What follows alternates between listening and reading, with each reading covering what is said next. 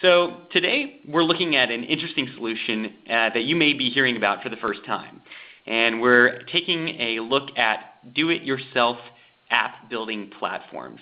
Now, chances are that you signed up to participate in this conversation because you've either been asked to create an app or had the thought yourself at some point, but assumed that the resources required to pull off something like that were beyond your means.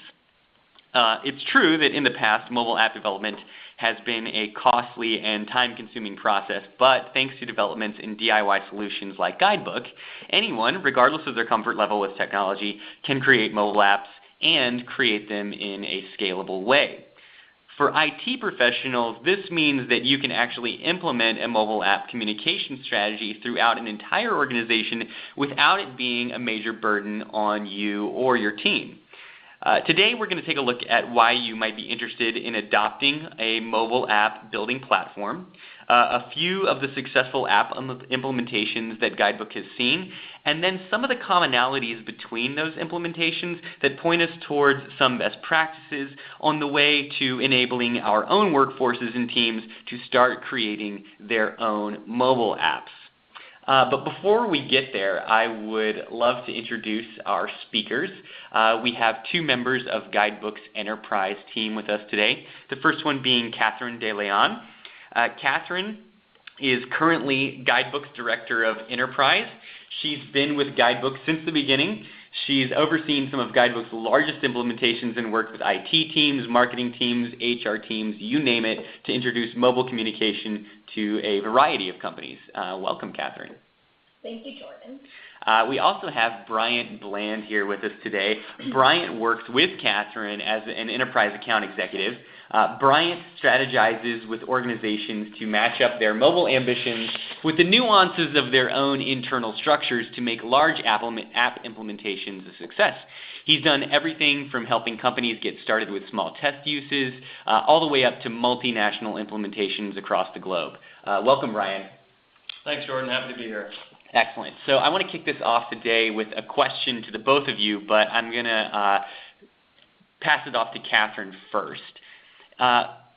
Throughout all of these implementations that you've seen over the years at Guidebook, when you see companies take up mobile communication as a way of communicating, as an initiative, what is the number one immediate benefit that you see resulting from that sort of implementation?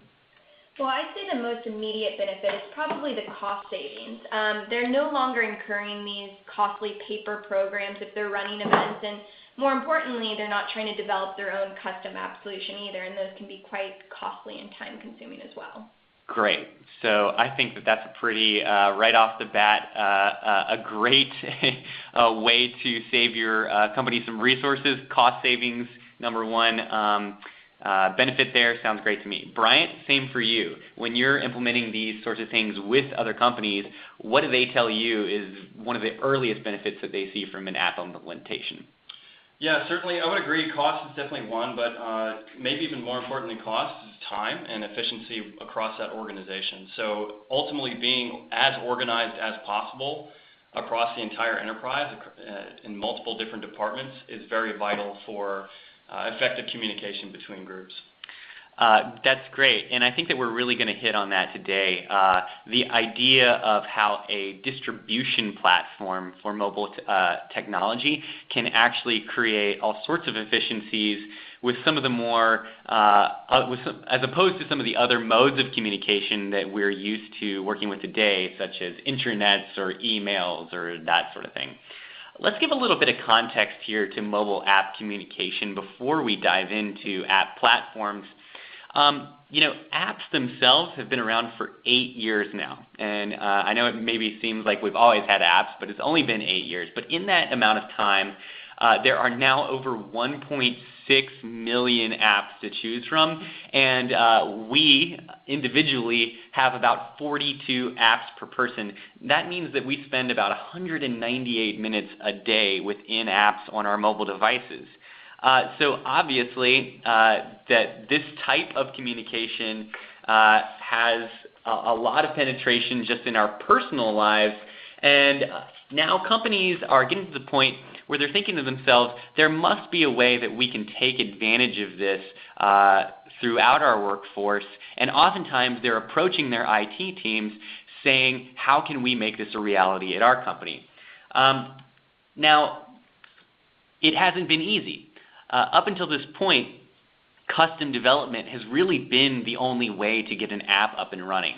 And as we all know, custom development is time-consuming, cost-consuming, but websites have managed to follow a model that have made websites accessible to everyone. We have products like Squarespace, Wix, Weebly, and WordPress that are templatizing and platforming website production.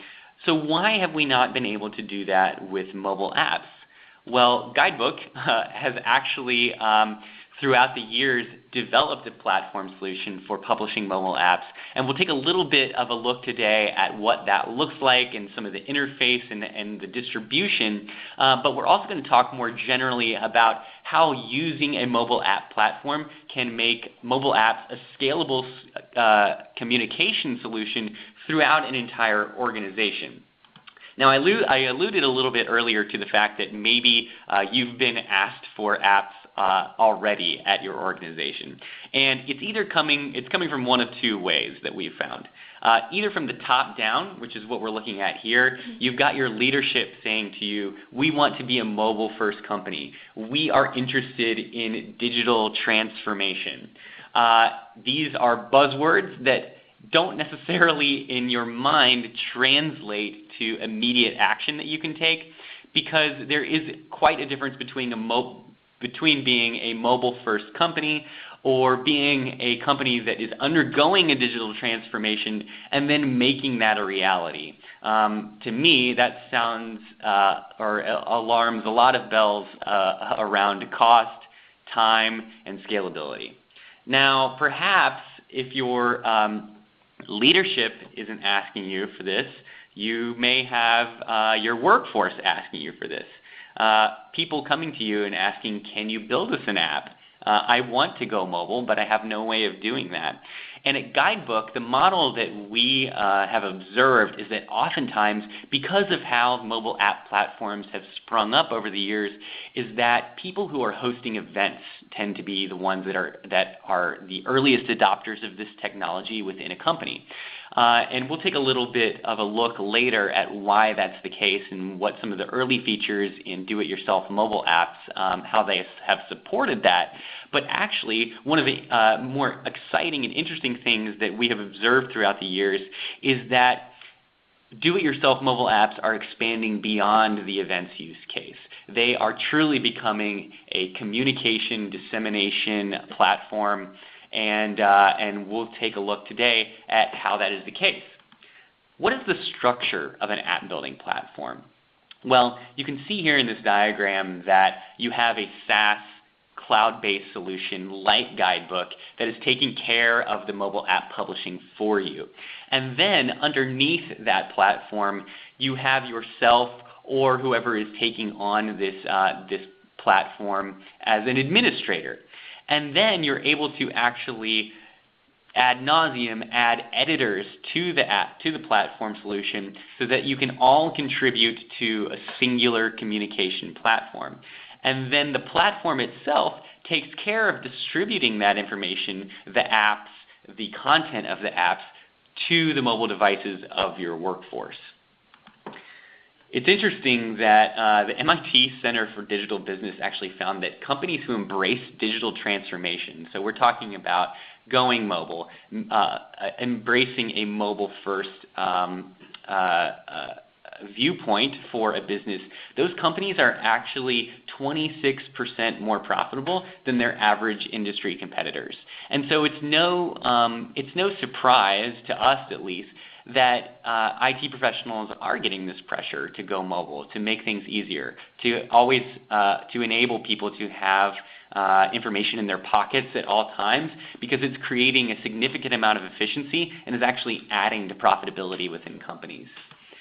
What are some of the benefits of mobile app building platforms that are adding to these efficiencies? Well, we boiled it down to 4 basic things. First of all, anywhere access.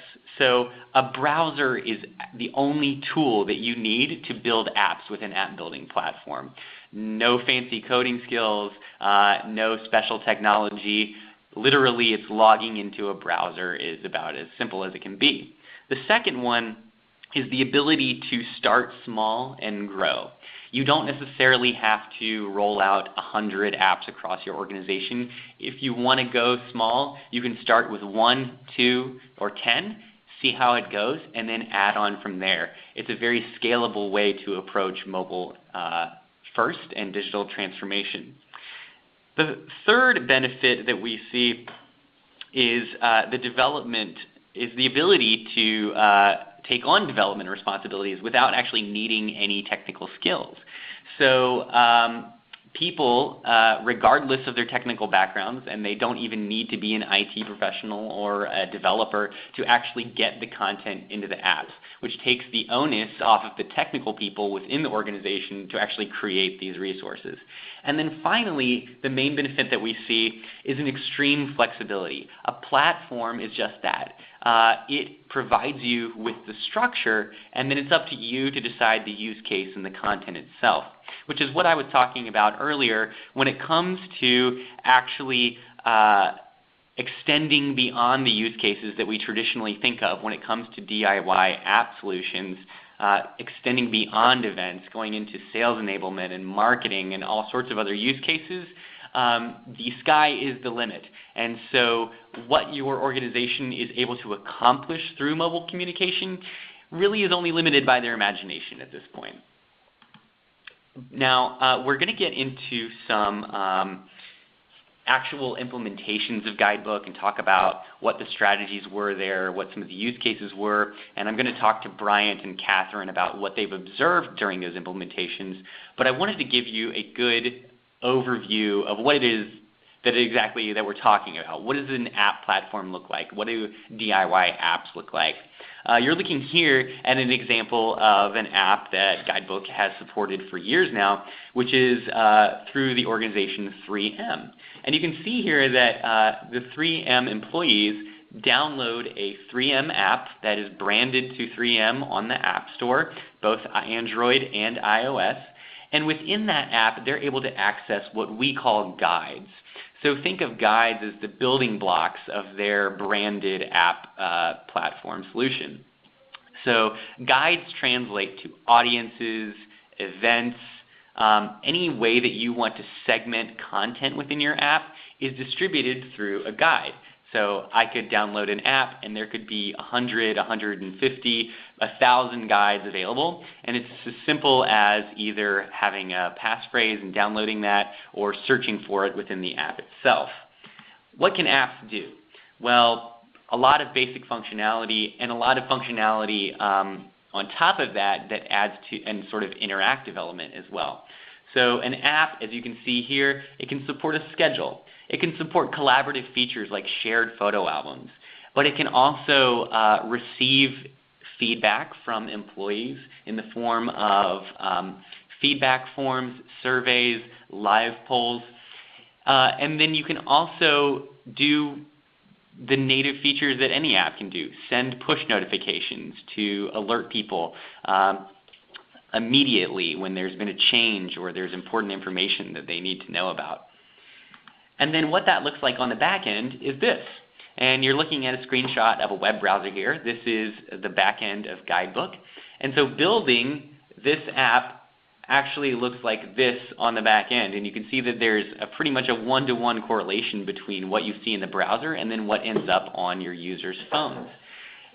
And you can see here that content, adding content to the app or a guide is extremely simple. It's as simple as filling out a form within a web browser, and that is the secret sauce to how this has been able to reach beyond just the technical crowd, beyond developers, and now anyone is able to populate the content within an app thanks to these in-browser, do-it-yourself app building solutions.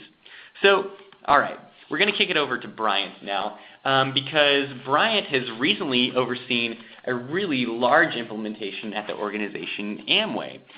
Bryant, could you just tell us a little bit about how Amway approached an app platform? What exactly was it that they were looking to do?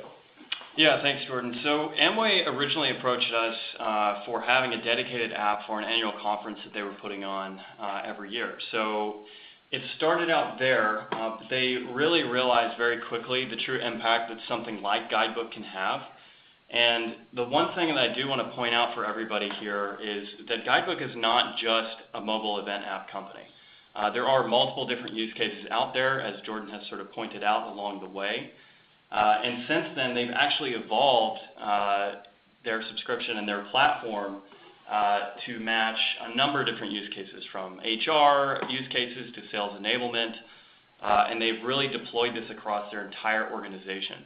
And they've been able to do so because they have approached this in a very centralized format, in the sense they have their entire digital region, or at least the head of digital for that region, that speaks on behalf of all of those departments. So it makes it a lot more scalable, and also makes it a lot cheaper in the long run to do it this way. So interesting. So Brian, if I'm understanding correctly, Amway was kind of followed that traditional model that we've seen at Guidebook in particular, which is they had a particular event in mind. And so they actually came to Guidebook with one singular use case in mind. And then as they began to talk and see the benefits of a platform solution, realized that that could be scaled basically infinitely throughout an entire region of their company. What do you think the light bulb moment was for them that took them from one app to hundreds of apps? Yeah, I think the light bulb moment for them was basically the fact that it's not just for events that this could be utilized for. I mean, they could operate year-long guides. They can have an app, something in the palm of their employees' hands. They can deliver necessary documents, policies and procedures, sending push notifications, having a constant communication with either their external folks or their internal employees. So that's ultimately when things basically started to kick in for them. I think that's actually, I'm glad that you pointed that out, because one of the fastest growing use cases that we've seen is actually document delivery, and the ability for whether it's sales teams or HR teams to have documents in the palm of their hand, regardless of where in the world they are or when they need to access this information. It's there living on a mobile app. Maybe if you could, we've sort of glossed over it, but talk a little bit more about the different types of use cases that they're using. I know that incentive trips are large for this company, but particularly training and leadership development as well. Yeah, that's right. Certainly incentive trips, sort of what you would consider your white glove events, where you have executives that are traveling to a certain location. And they don't only want to focus on the external components of what make up the business of Amway, but also the internal components, which is why they're focusing on things like leadership development or sales enablement, focusing on their internal folks and making them better and better at communicating with each other and sharing best practices. Of course, there always are going to be those black and white events more similar to trade shows and conferences, and we certainly have a solution for that, but that's not the only thing that Guidebook is used for. Interesting. So they're basically developing apps for now both internal and external audiences, which seems fairly kind of revolutionary that they're able to use a singular platform that actually reaches outside of the organization for your trade shows, your external events, that sort of thing, but also for perhaps much smaller audiences within the organization itself. And if you're having a leadership training of 10 people, whereas in the past the thought of custom developing an app for 10 people was out of the question, we can now actually roll out apps for very small audiences of people, and the resources at that point are fairly negligible. Yeah, exactly. I mean, we can do it for, most of the time people, that's exactly what people think. They have 10 to 15 people. Why do they need an app dedicated to that? And the answer is yes, they actually do. And you can do it at a very cost-effective price by doing it in a similar way to the way that Amway approached this. So definitely there are a lot of inherent benefits here, for sure. Great. All right, I'm going to move on now to Johnson & Johnson, another use